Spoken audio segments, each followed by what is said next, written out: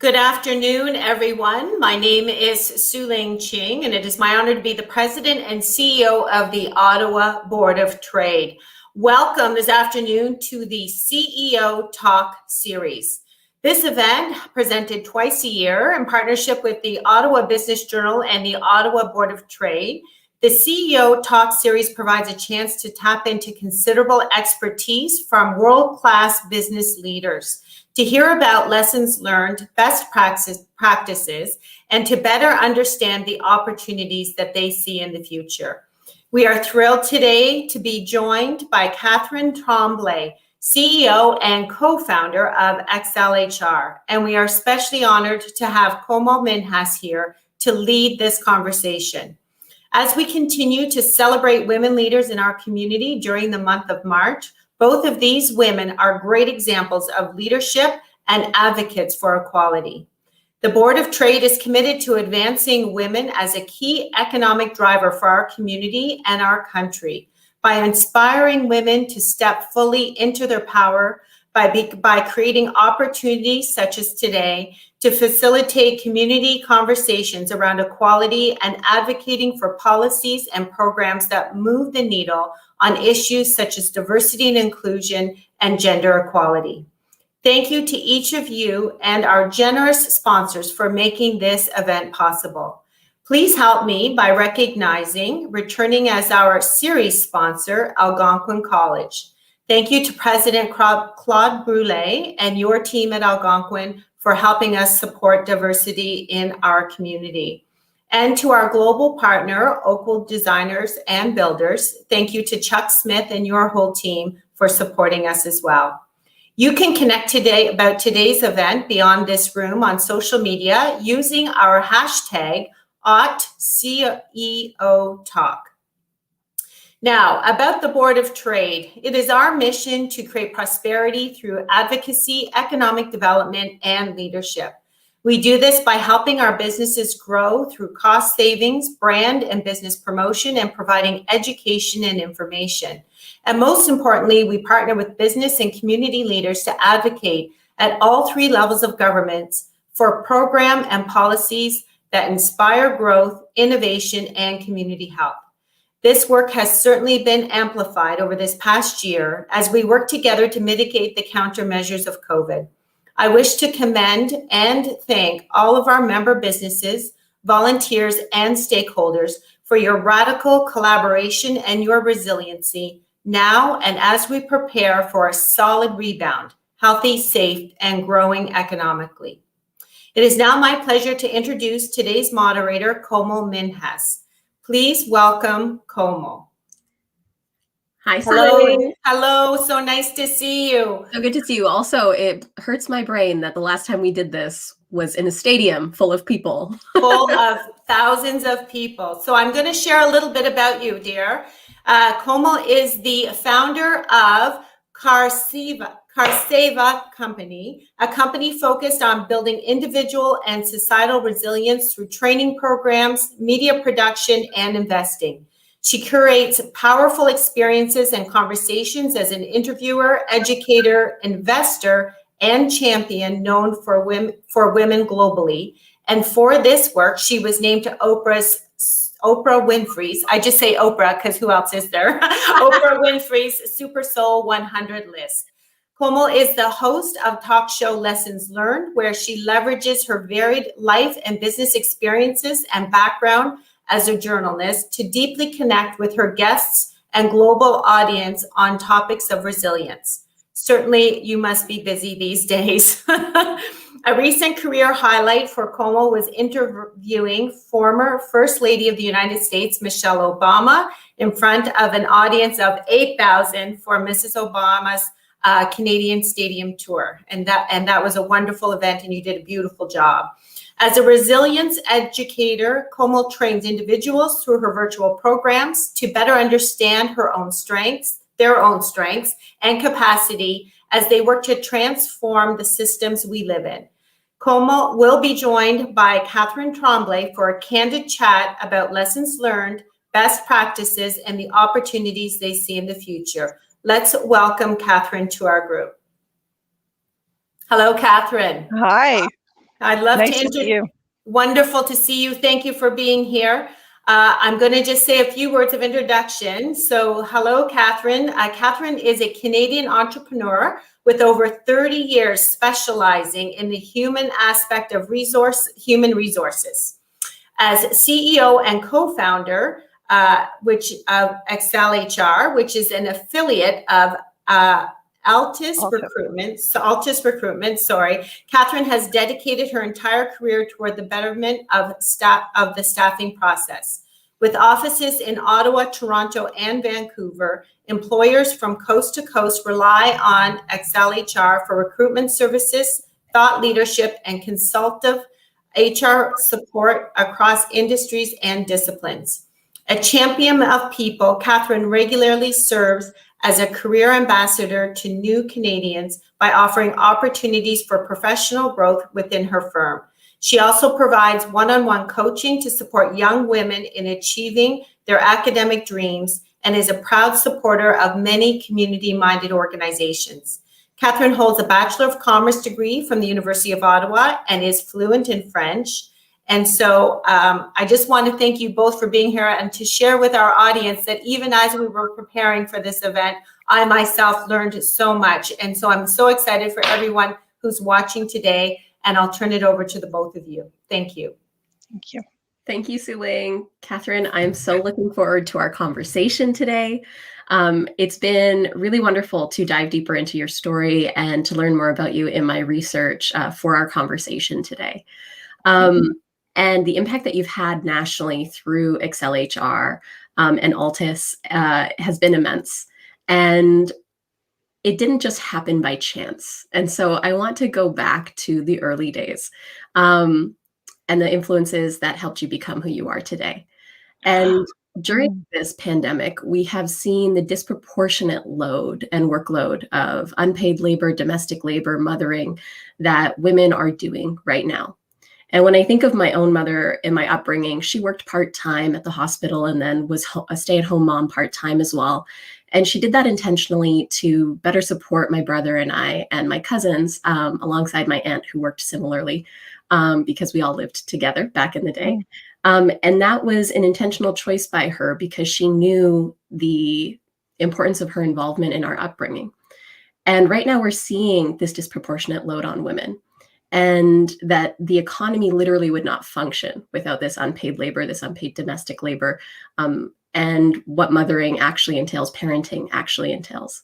And so I wonder for you, you talk about your mother and the role she had on your upbringing.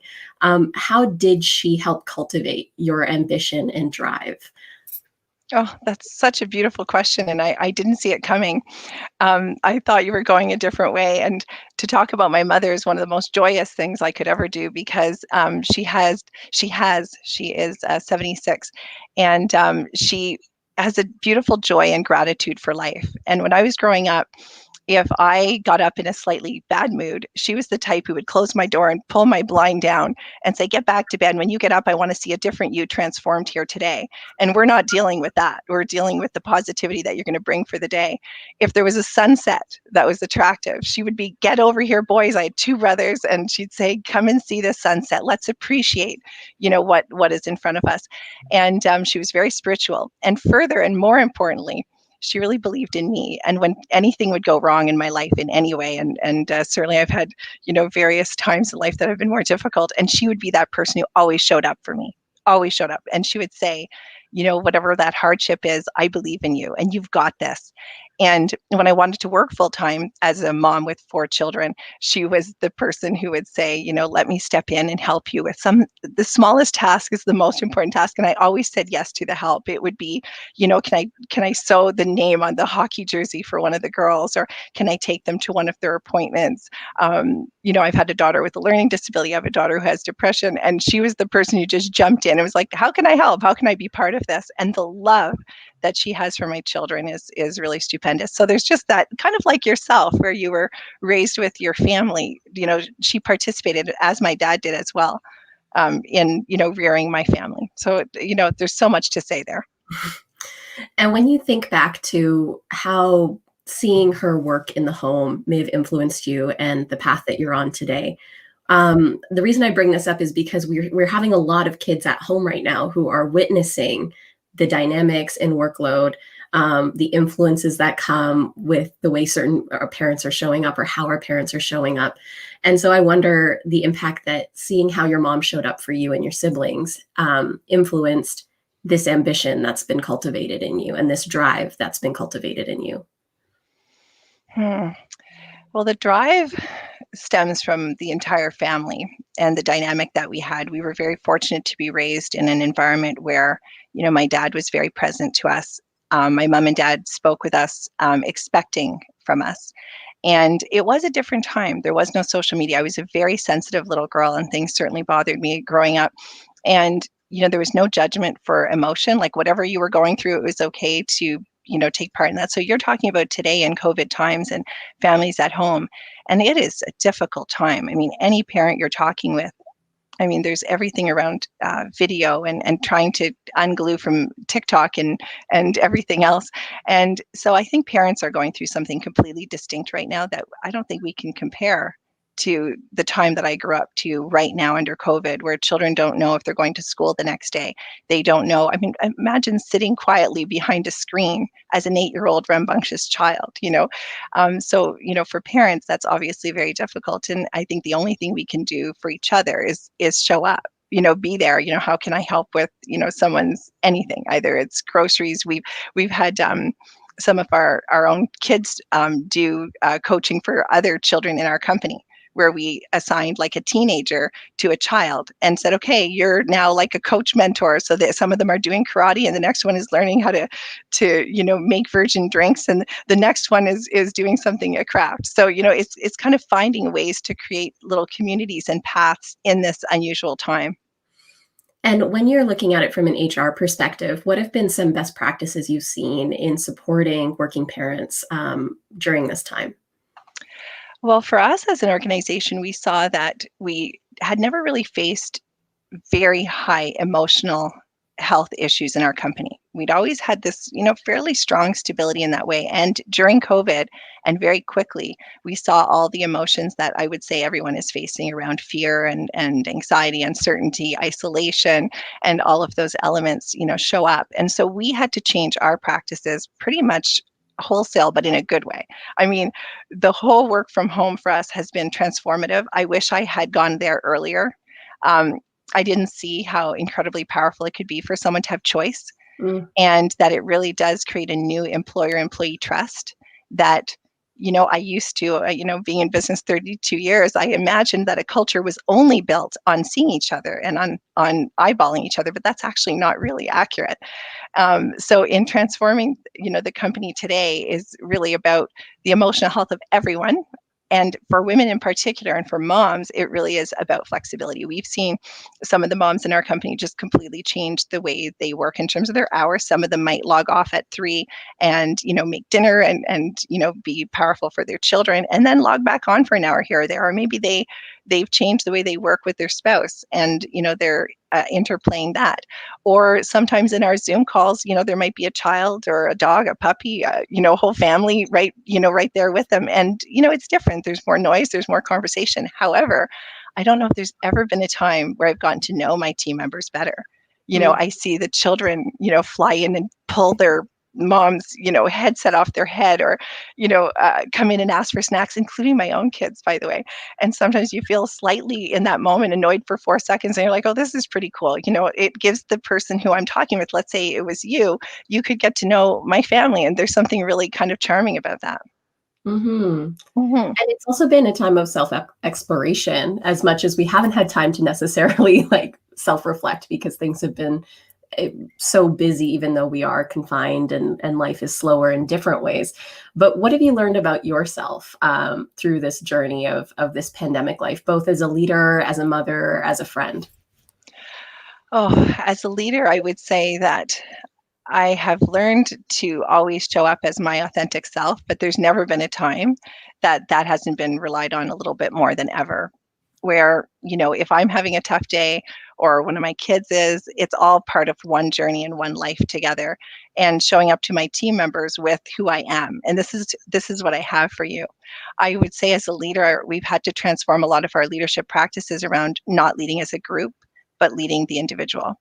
Because every person right now has such a different path, and there's so much more vulnerability, as you referred to earlier, the vulnerability of everything going on in people's homes. And so by me transforming, it allows our leaders and our team members to transform. And I think the conversations are a lot more real, and there is less guardedness. And I hope that that will stay. So as a change as a leader, I would like to continue seeing that kind of individual leadership over that group idea. As a mother, I speak to my children every day, and I think we talk more openly now than ever before, because we're having to explore the notion of isolation, a wedding being canceled, just dealing with all of it, not having a graduation, but then understanding that our world is so much bigger than what we experience. The small thing of, oh, I didn't have a graduation is a big thing to the 18-year-old who's not having, the prom. On the other hand, if we look at our whole big world, we're so fortunate, to be in Canada, to be in Ottawa, to have, we have so much good around us, to focus on that. And then when you say as a friend, I think that's been the most challenging, because for me, showing up as a mom and a leader comes naturally, whereas showing up as a friend takes extra scheduling and time. And I don't know if you found this too, but in these pandemic times, it's carving out that moment to be there for someone who wants to chat or needs you. And it's hard to be relied on by everyone, because you want to be there for your parent, for your siblings, for your children, for your team members and your friends. And I have found that that's taxing a little bit, because it's hard to show up for everyone at all times at the highest of level. Would you agree? I would agree wholeheartedly. And the only way I've been able to keep up with friendships has been group chats, and then like once a month touch bases with different groups. But I also don't have children myself, so there's a different bucket of time that I can pull from that perhaps others at different points in their careers and lives can't. But also in terms of your relationship with yourself, because this has been a time where we've learned a lot about ourselves. The time spent working from home, having to pivot our businesses, it's like you've said, or like Su-Ling shared, resilience is very on the nose right now for people.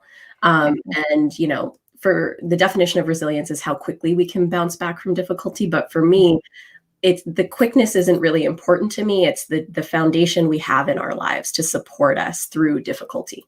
And this is something that I, by observation, would assume that you've had to cultivate over this last 5 years. Because a big part of the excelHR story was that you founded it with your husband, Tony.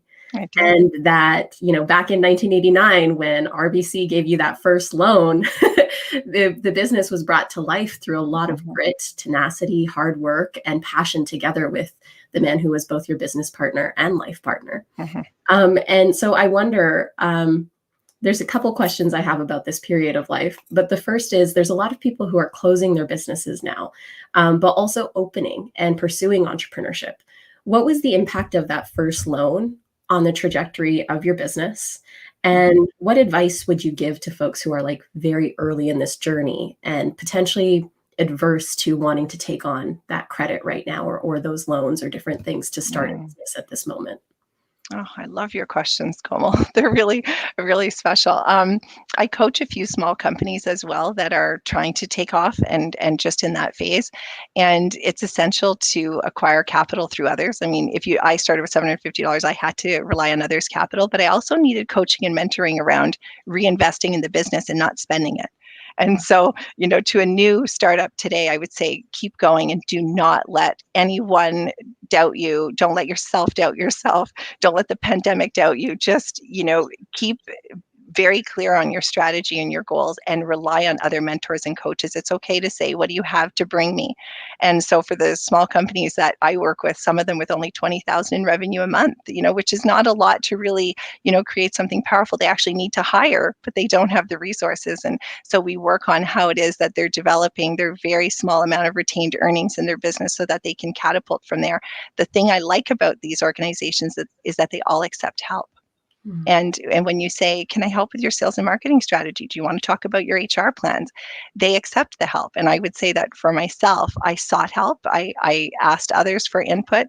When I needed money to support my payroll for Monday, I called my grandmother and she charged me interest but gave me a loan. I had university students. I was still in university when I started the business. I was only 21. And I borrowed from my friends. I'd be like, can you just, put some money in my bank for Monday? I'll pay you by Friday. And, I would recommend to a new startup today to be open to the support, ask for money, ask for help. And, if you're then there for others later, I've tried to bring this full circle for all those people that gave me free help. I hope that I can give it back in my small way today.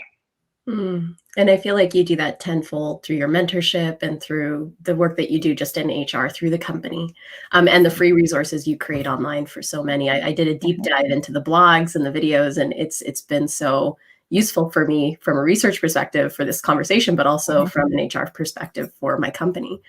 I really believe in thought leadership, and I believe in giving it all away to anyone who needs it, because the more we give, the more it comes back in a different way. Maybe it doesn't come back, as a candidate or a client, but it comes back in some kind of like meaningful conversation. Even some of our competitors, because of the blog, have called me and said, I have this question about health and safety. What do you think? And we've had the conversation, and it changes something, because if we're all in it together, then our community will be stronger, which will create more jobs. And because I'm in the business of meaningful employment, the more jobs we can bring to Ottawa, it was amazing. I heard our mayor speak yesterday. He was speaking to my 14-year-old's class, and he said that 26 new people come to Ottawa and settle here every day. Wow. And I've been thinking about those 26 people and what's that journey for them? What's their home ownership?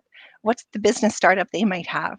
What is their diversity profile that might be affecting a barrier that they might be facing? And so as I was thinking about these 26 new Ottawans per day, what can we bring to that? What can you bring? What can I bring? We're both in the field of resilience. We're both in the field of giving back to our communities. And what does that look like? Something really interesting there. It's really interesting and humanizing. We hear statistics, and you're in the business of statistics as well. And when we can see the humans behind those statistics, it can help evoke empathy. Yes. And Tony was one of those 26 Ottawans back in the day, if I'm not mistaken. And his journey and the way that you describe his upbringing, it was a difficult upbringing.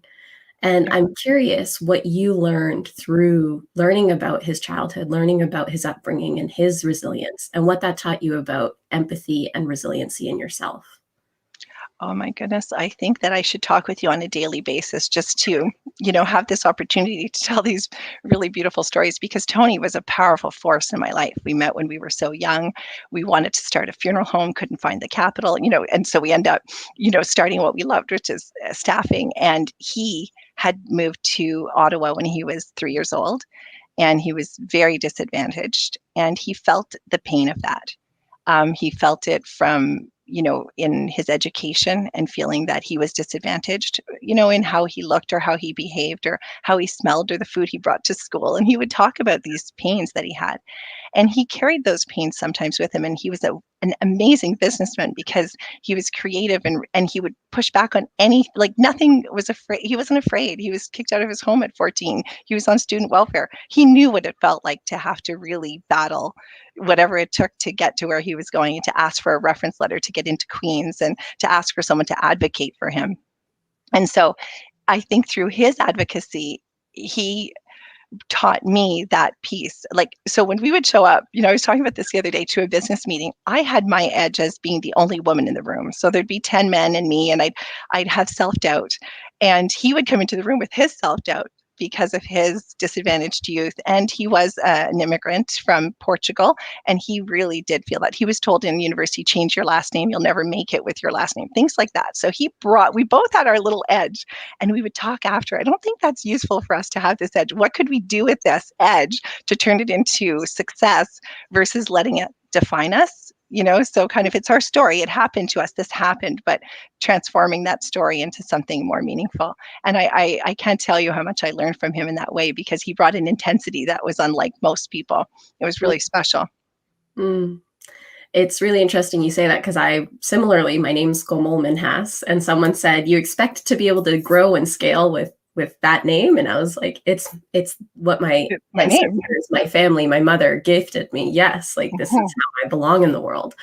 And I appreciate how you talk about those edges. And when we look at, I actually learned this yesterday, when we look at where the concept of resiliency came from, it was actually through the study of children of color and how they come through difficulty. And this was done, I believe, in the 80s, a study, and the term resiliency was applied in that lens. And so when we look at, the things that require us to be resilient, especially for marginalized communities, it's usually a lack of social support or different, societal traumas. And these are things that we have seen come to the forefront in the last year, even more so than before.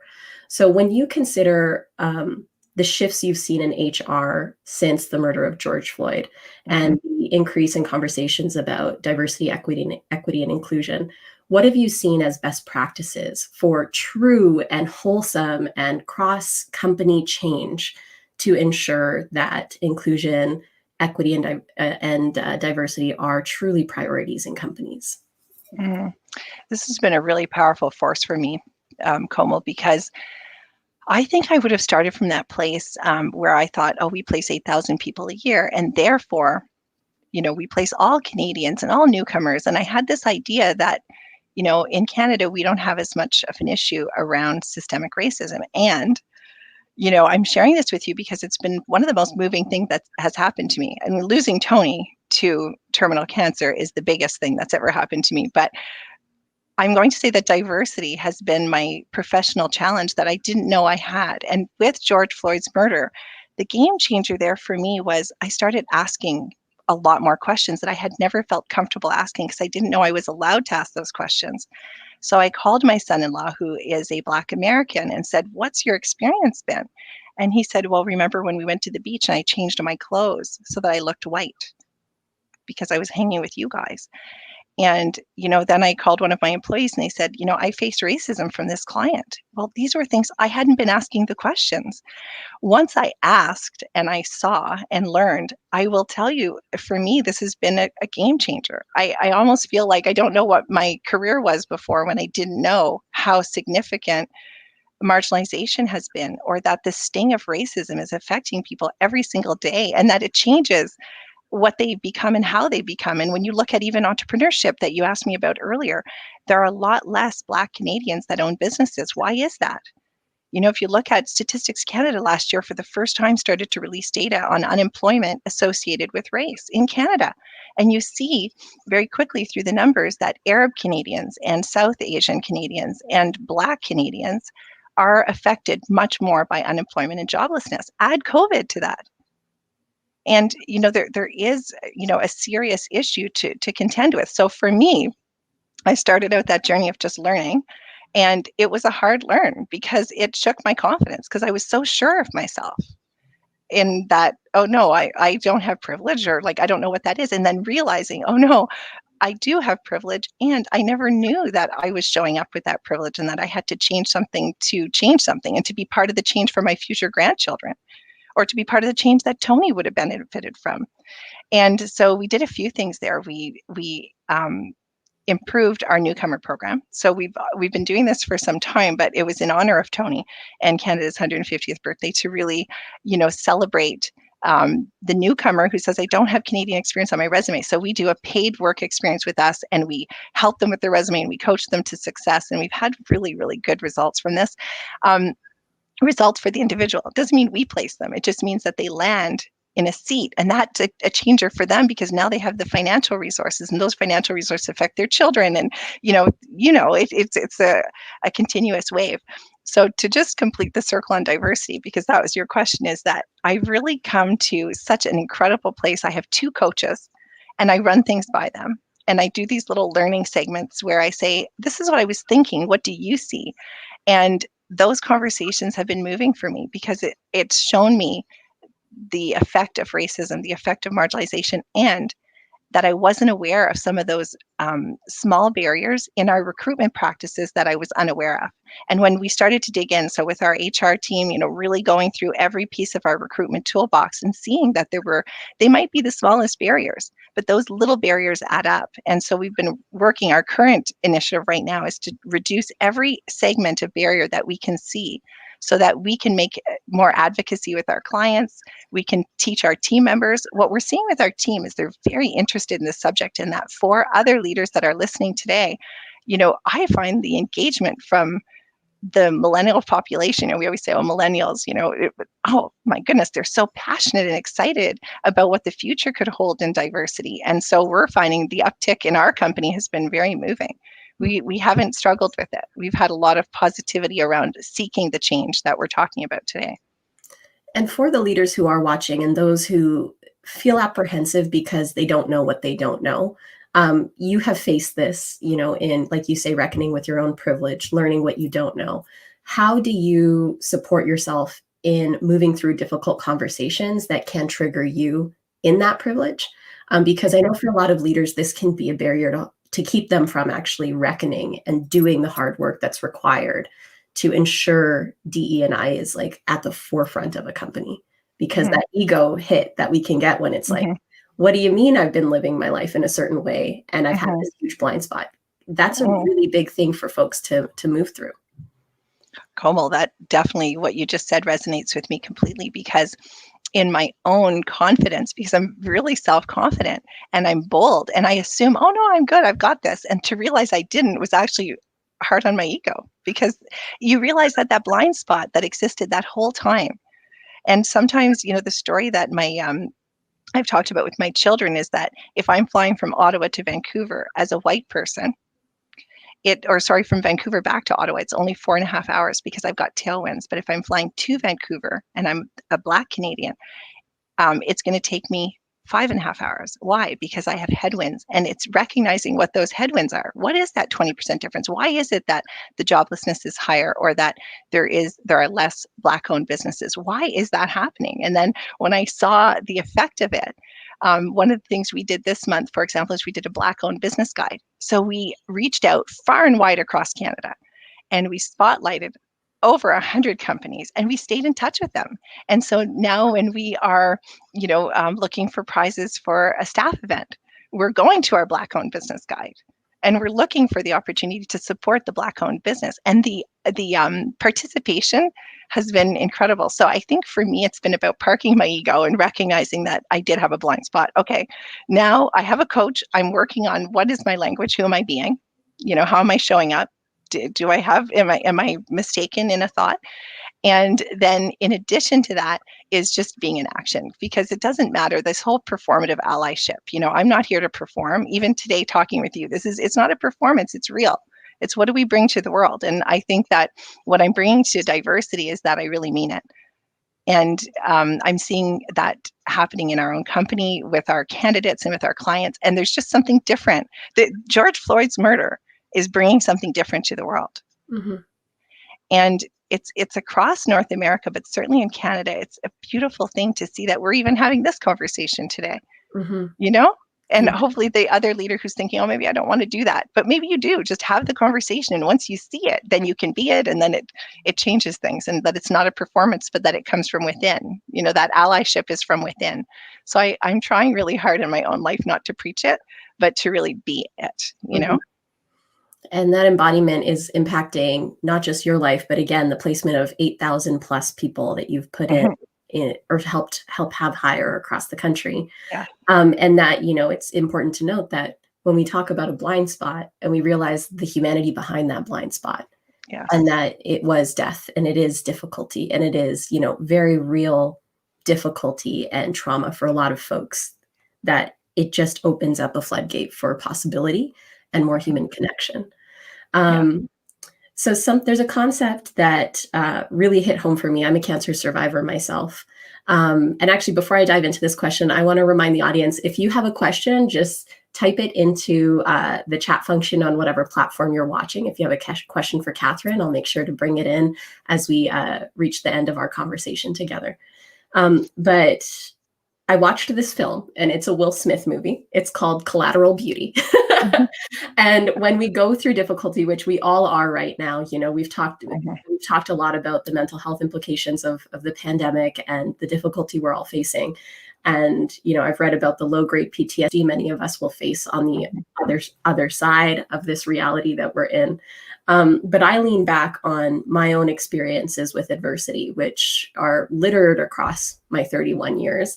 But most recently were the 3 years that I was unwell and had to recover, and the isolation I experienced, and the collateral beauty that came from that difficulty in those 3 years. So when you think of losing Tony, your life partner and your business partner, you talk often about the changes it led you to making in your life and your business. And I'd love to learn, as we all grapple with the hardship that we're facing right now, what that collateral beauty looked like in your life, in what was one of the most difficult periods of your life, and the silver linings it provided you in who you are today. Well, as you experienced grief and, his journey when he was ill taught me a lot, because Tony nurtured friendships. And when I had, 4 kids to drive to activities, and I was running the business, and I had a lot of medical advocacy for him. He was really seeking to live. I mean, he was a fighter, and we worked so hard on this together. And so my days were just so full. And I would put out an email to all of his friends and say, is anyone able to come and hang out with Tony while I go do all those other things? And I had a Google spreadsheet, and 50 different people would sign up. And within an hour, I had the whole week filled of when I could deal with all of the things that I had to do. And so, when we talk about, PTSD, and I would say that Tony had a little bit of PTSD from his childhood, and that he brought that sometimes with him in the cancer journey. But what was beautiful about that is that he had overcome. And so I think that he believed that he could overcome cancer. And so the sadness of that grief is just, he brought such a light, and it's unfortunate that that light isn't here today. Now, transforming that, though, to what is beautiful about it, because you talked about Collateral Beauty. I've never seen the movie, but what a lovely question. The Collateral Beauty in my life was that I had built a lot of loyalty in my life, and the loyalty was with my family, the loyalty was with my friends, the loyalty was with my colleagues and leaders. And I found that everyone stepped up, but I accepted the help. So I will say that was a piece, but the Collateral Beauty was the beauty of everyone who was there for me. And I really hope that I can provide that in return to others, because our leaders were here transforming and creating for the business, and we grew in that period. Some of our processes improved. Like, I saw people bringing the best of themselves. So like COVID, it's like bringing the best of yourself in a time of pain. And I saw that with my friendships. I had a really close friend who said, hey, I'm doing a reno at home. I'm going to move in with you, with my kids and my dog. And they came and lived with me for 5 or 6 months. And the joy of living as a family was just so powerful, because I missed, my older daughters were away at school. Suddenly we found ourselves going from 6 people in a home to 3. It felt strangely lonely and unusual, and I had to refine my place as a mother. I had to find my voice as a business leader, and not hear Tony's voice, but hear only my own voice, so that I could continue and love the business as much as I do today, and maybe even more so, and the responsibility that I felt for the journey we had started together. So, when we talk about COVID and PTSD, I believe you're right that it's very real. This has been difficult on everyone, and it's a lot like grieving, isn't it? Like, look at the experience you had with your illness, and I commend you so much on how you've brought your entire 31-year history into resilience today, and even accepting to have this conversation. It really does change something for you and for me. And so this PTSD is that it's real, and recognize it, and also don't give it the space to own you, because there is something possible. And my business coach would always say to me, the future is unwritten. So that happened. COVID happened. It was terrible on everyone. We were lonely, we were isolated, we were fearful, some loss of jobs, loss of advancement, loss of all the things we've talked about. And we can still be powerful, and we can still be what the future is. And the thing that I learned, I'm sorry, I'm just going to say one more piece about that, is that this is not a practice life, right? We only have one shot at this thing.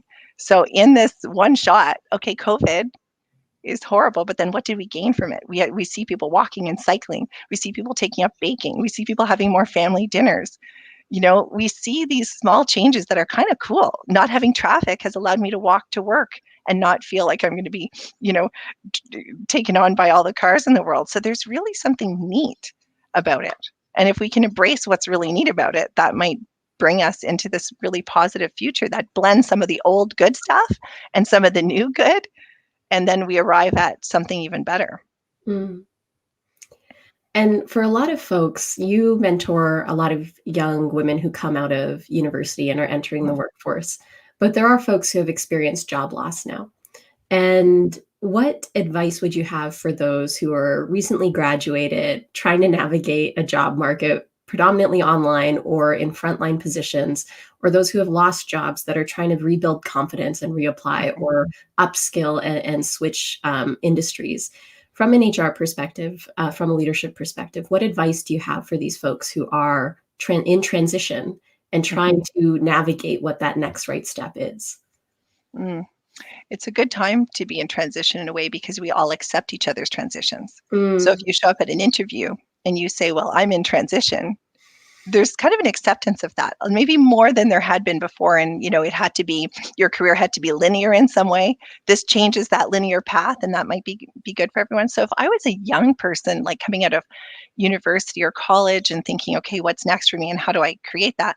There are a lot of resources out there to rely on. And it really is important that people turn to all the possibilities of, let's go to LinkedIn. I get a connection every single day that someone says, hey, how can you help connect me to someone or to something? And it doesn't mean that I can do that directly with them, but I try to provide them with a connection, like talk to this person, or, most of us have a network of people like you and I who are willing to offer some form of, coaching or networking. So I would really say to the person looking is not to be discouraged, which is silly because how do you not get discouraged if you're out of work? However, it's, you write down your path and your goals. Who do I know? Who can help me? Ask for help. When someone offers help, accept it. Email everyone you know and say, I need your help. Say the words, I need your help. I'm looking for work. This is what I can bring to it. I used to have these skills, whatever those skills were. I used to be in hospitality. That gave me, good customer management skills, and hospitality is in hiring right now. What can you do for me? How can you open a door for me? Do you know someone at this company or that company? And what I've noticed is when people ask for help, they get it. And secondly, I know I referred to LinkedIn, but I want to be really specific about this. Connections on LinkedIn are quite easy and free. And what's the downside to connecting with someone saying, hi, you don't know me and you're the CEO and I'm out of work, but can we talk? I have conversations all the time with people that are looking for work, and it opens a door. So even if you're a shy person, you can still ask your parents for help. You can ask your neighbors. You can ask everyone and take it, just be bold, really bold. And that transformation will come. This reminds me of the energy that you shared of those early days in the business, of the asking for help and asking for what you need. And then again, after the loss of Tony, reaching out to your community. And so for those who are watching, don't be afraid to ask for what you need. Don't be afraid to ask for the support that you're looking for. And something I'll share here too, I read the book Option B by Sheryl Sandberg after the loss of her husband. And she shared that, and Adam Grant, her co-author, they shared that after any significant trauma or loss, which is similar to the pandemic we're experiencing, it's normal for folks to lose their confidence and sense of self because such a big part of your life has been shaken. So as you take your next steps forward, that confidence will rebuild.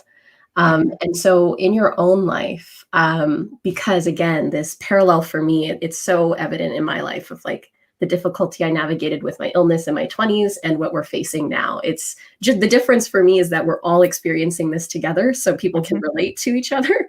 Whereas when I was sick, there was so few people I could talk to about it that it was even more isolating. So the community aspect of knowing that we're all living this together has been a little bit of a silver lining for me. But when it comes to your toolkit personally, that keeps you resilient daily, as you navigate the difficulty that you've been facing in pivoting your own business and pivoting your own way that you show up at home, What are those non-negotiables for you as a leader that you've had to prioritize to stay well during this time? Hmm. Well, a lot of that is about accepting who we are, isn't it? And, for me, I love to climb into bed early. And, I've had to work a little bit harder on creating, better sleep habits, which I'm sure sounds, like really, but for It's me, so having better, important. it's Sleep so is so important. important.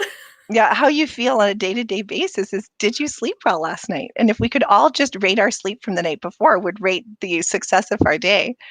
And so another non-negotiable for me is I do write down what I'm going to achieve the next day in a way that's reasonable. I don't put demands on myself that are extremely unreasonable as much as I can. I try to kind of segment my time and try to give one thing my full attention and be present to it for that period of time, which is always a challenge for everyone because there's so many competing priorities. But if you can stay in that present space, and I really do try to do that. And I also try to measure myself with a little bit of fairness on how did I do from point A to point B today. That was a small habit. You know that book Atomic Habits, it's like that 1% more that day. I'm okay to say I did 1% more, or I had a small impact today. My small impact was having a meaningful conversation with a colleague or, a job seeker. And it wasn't a big impact, but it mattered. And the series of continuous small impacts ends up leading to something larger. So that instead of measuring myself by, did I make a massive gain? I'm not Sheryl Sandberg, or Oprah Winfrey. So, those big, big gains, I made little gains, but the series of continuous little gains really does end up mattering. And so I try not to get down on those. And the non-negotiable is leading with gratitude. When I do wake up, like my mother said, get up, and reface your day with a new start, is when I start my day and think, oh, today is going to be hard. And someone is sad and someone else is in pain, or maybe I'm in pain because my children have a pain, or and I'm owning someone else's pain, is really, going to that place of gratitude. And I know gratitude is an overdone word too, and I'm not trying to be false gratitude. I mean, if you really think like, what today are you grateful for? It could be the smallest thing. I'm grateful today that I met you because now I know you in the future. Or maybe I'm grateful for the sun that was shining and I had a great opportunity to have a walk. Or it doesn't matter. It could be just the littlest smile, or, my daughter dancing, and I'm just taking joy in that. So it's like, whatever it is that the gratitude doesn't have to be big. It can be little. So when you're starting that day thinking, I'm pretty down on myself because things aren't working for me, but somewhere there's someone that loves you, and somewhere there's gratitude there. And if you can find the gratitude and that love, you're going to come on top of the rest of it, right? Mm-hmm. And I it's imagine for you too. it's a constant practice with gratitude, because I go through those phases where I think, oh my goodness, like this is overblown, like this isn't going to make you feel better. But then when I sit down and I pick the moments, like the seconds in a day that changed things or that brought me full presence, and I look back on them, I can remember so much more with so much more fullness in my heart and in my experience. And it does, it makes leading a team or being a better partner so much easier on the hard days. Yes. So as we bring our time to a close, I want to, as us millennials, or maybe it's the Gen Zs who say, give you your flowers as someone who has led a company for 30 years during a time when female founders and women founders were few and far between, building a company to one that has over 140 million in revenue annually, that is a national company. These are huge milestones to be celebrated. And that is a big part of why this was, we were brought together for today's CEO Talk, is to celebrate your achievements and celebrate what you've built over 30 years, how you've changed the HR landscape through the company and your team in Canada. And so as you reflect on that, I mean, it's incremental change over time. It's not like one day you wake up and it's everything that you've built. But it's always nice to pause and reflect. How do you feel when you reflect back on what you and Tony built together, what you were able to help even enhance further in the last 5 years with the business and with your entire team? What is that like for you to reflect on? Well, I am proud of my achievements when it comes to, seeking to be a really good employer and seeking to be an impactful community leader. And more importantly, to be a great mom. I mean, those are the critical things in my life. But I can't say that I always stop and pat myself on the back, because I usually wake up and think, oh, I didn't do this yet and I need to achieve this today. So, like, I don't know that anyone ever feels like they've arrived. Mhm. And I know that we've said before that success is not linear. And so I really do believe that. It's like one day I think, oh, I've done really well and I'm so proud of my achievements. And then the next day I'm thinking, my goodness, I've failed in these 10 ways and I need to really bring something new to this. And when I have a problem, I always, look to dissect it to see what I can bring to it that's something new and changed. So I am proud of my achievements, and thank you so much for your kind words and giving me the virtual flowers. I'll take them.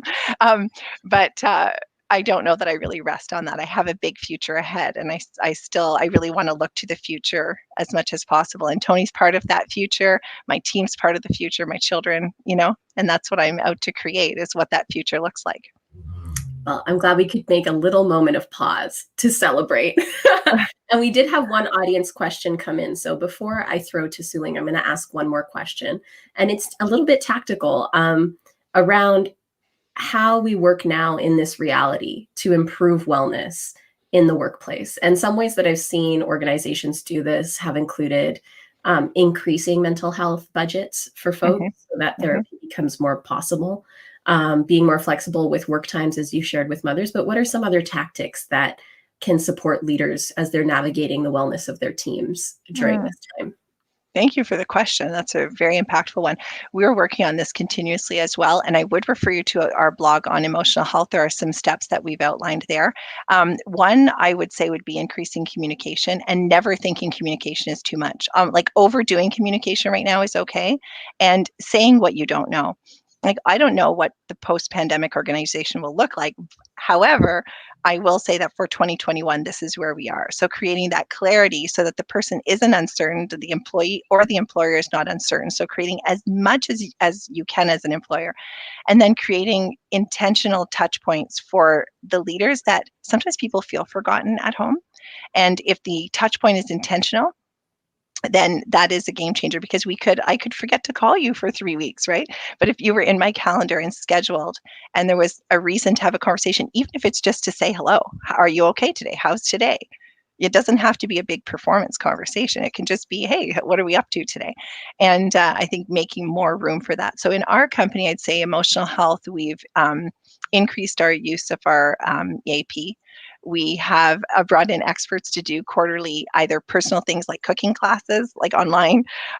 We're encouraging fitness at any time of the day. We don't care if you're pausing at any time of day. Something I'm doing, I didn't answer this before, but at 3:00, my daughter does gym classes. So I've been doing them with her from 3 to 3:30. So I book it in my calendar and I try to do some kind of fitness. And sometimes I show up to my business meeting in my yoga clothes, even interviews. I'm like, oh, I'm a little embarrassed, but I prioritize getting some kind of movement in for the day anyway.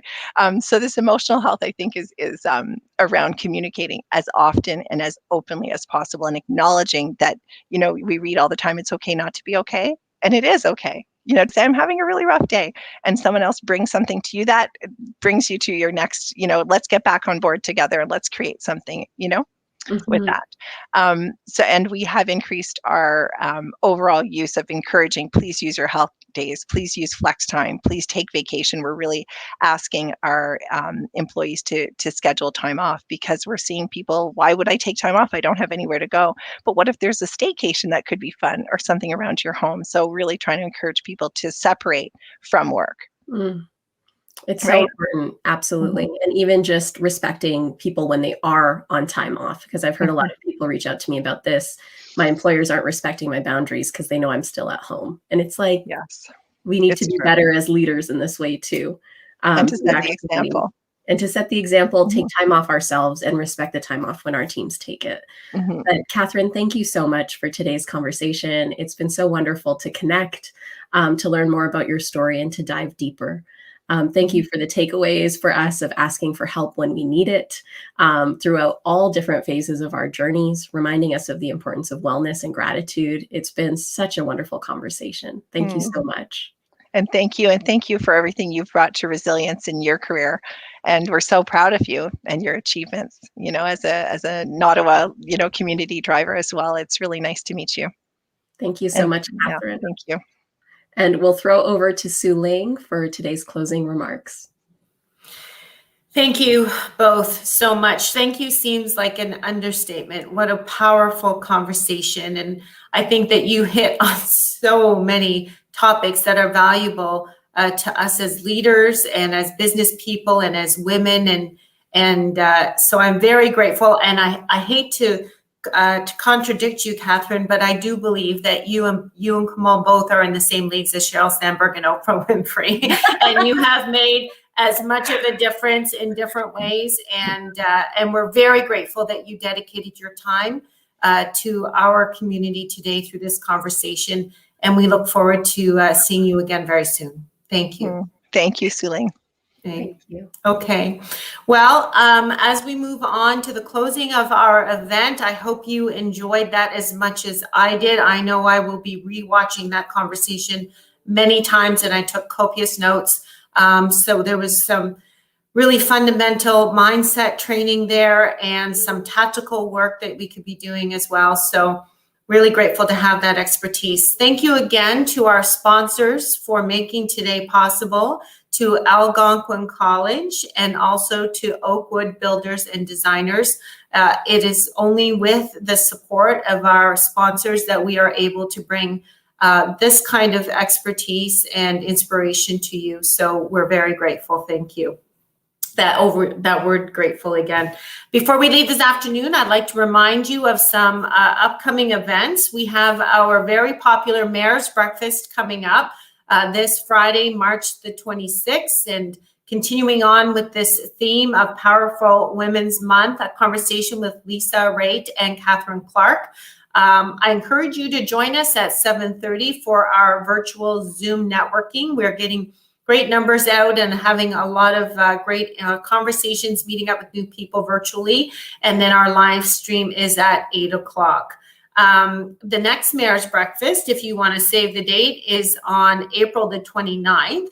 And we'll be having a conversation with Cameron Love from the Ottawa Hospital, and of course our own Mark Sutcliffe, who always has a great conversation as well. And again, it'll start with networking, followed by the virtual live stream. And then we're really excited and hope you can save the date for our City Building Summit. This is an event that we hosted the inaugural event in 2019. Last year was canceled due to COVID, but we're looking forward to a virtual one this year. City building, of course, is the process of creating a thriving city, and we invite all community and business leaders to join us. We have some fantastic keynote speakers coming up, updates on some of the most important projects happening in Ottawa, and some interactive work that we'll be doing on key economic issues. So please save the date for that and join us. If you need any details, you can visit ottawabot.ca or obj.ca for all of these events and more information on the work that we're doing overall. Thank you for tuning in, and we hope to connect with you again soon. Have a great day.